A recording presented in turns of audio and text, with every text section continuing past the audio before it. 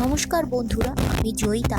আজ আমি আপনাদের শোনাবো এক ভৌতিক কাহিনী। তো চলুন দেরি না করে শুরু করা যাক আজকের গল্প, রহস্যময় গ্রাম। এক অশরীরীর অভিশাপ। শীতের শেষের দিকে এক গভীর সন্ধ্যায় কলকাতার এক যুবক অর্ণব তার অফিসের কাজ শেষ করে ফিরছিল। হঠাৎই তার ফোনে একটি ফোন আসে। তোর দাদু খুব অসুস্থ, তাড়াতাড়ি গ্রামে চলে আয়। গ্রামটি ছিল সুন্দরবনের এক গভীর কোণে। সেখানে এখনো প্রাকৃতিক নিষ্ঠুর রহস্য লুকিয়ে আছে। অর্ণব পরদিন সকালে রওনা দেয়। সারাদিন ট্রেন ও বাসের সফরে পর সে সন্ধ্যাবেলা গ্রামে পৌঁছায়। কিন্তু কিছু অদ্ভুত ব্যাপার তার চোখে পড়ে। পুরো গ্রাম যেন একটা গভীর নীরবতায় ঢাকা। সন্ধ্যের পর রাস্তায় কাউকে দেখা যায় না। তার কাকা তাকে বাড়ির ভিতর নিয়ে যায়, কিন্তু চুপচাপ থাকেন। দাদুর অবস্থা খুব খারাপ ছিল, তবে তার চোখে ছিল এক অদ্ভুত আতঙ্কের ছাপ।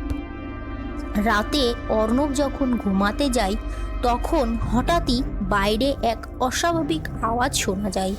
একটা নারী কণ্ঠ, যেন কারো নাম ধরে ডাকছে। অর্ণব জানালার দিকে তাকিয়ে দেখে এক সাদা শাড়ি পরা এক মহিলা ধীরে ধীরে বাগানের পাশ দিয়ে হেঁটে যাচ্ছে। মাটিতে কোনো ছায়া ফেলছিল না। পরদিন সকালে সে গ্রামের এক বৃদ্ধার কাছে এই বিষয়ে জানতে চাই। বৃদ্ধা শিউরে উঠে বলে, ওই পথ দিয়ে যাস না বাবা, সন্ধ্যের পর কেউ ওই দিকে যায় না। বছর 20 আগে এখানকার জমিদারের মেয়ে কল্পনা এক রাতে হারিয়ে যায়। পরে ওর মরদেহ পাওয়া যায় গ্রামের এক পুরনো কুয়োয়। তারপর থেকেই ওর আত্মা ঘুরে বেড়ায়। কেউ যদি ওর ডাকে সাড়া দেয়, সে আর ফেরে না। অর্ণব বিশ্বাস করতে চায়নি, কিন্তু সেদিন রাতের পর তার জীবনে ভয়ঙ্কর অভিজ্ঞতা হয়। গভীর রাতে আবারও সেই ডাক শুনতে পায়। এবার একেবারে তার জানালার সামনে থেকে। মনে হয় কেউ তাকে বাইরে আসতে বলছে, কিন্তু সে দাদুর সতর্কবাণী মনে করে জানালা বন্ধ রাখে। হঠাৎই দরজায় জোরে জোরে ধাক্কা পড়তে শুরু করে। আতঙ্কে অর্ণব জানালার পাশে দাঁড়িয়ে থাকে নিঃশব্দে। কিছুক্ষণ পর সব শান্ত হয়ে যায়।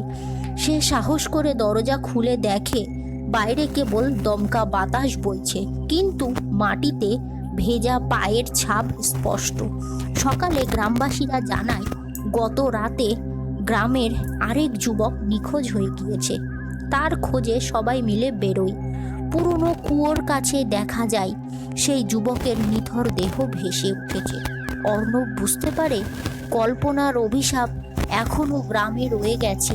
সে আরও এক মুহূর্ত গ্রামে থাকতে চায় না। পরদিন সকালেই সে কলকাতায় ফিরে আসে, কিন্তু আজও রাতে যখন গভীর নিস্তব্ধতা নামে, তখন মনে পড়ে কেউ যেন তার নাম ধরে ডাকছে।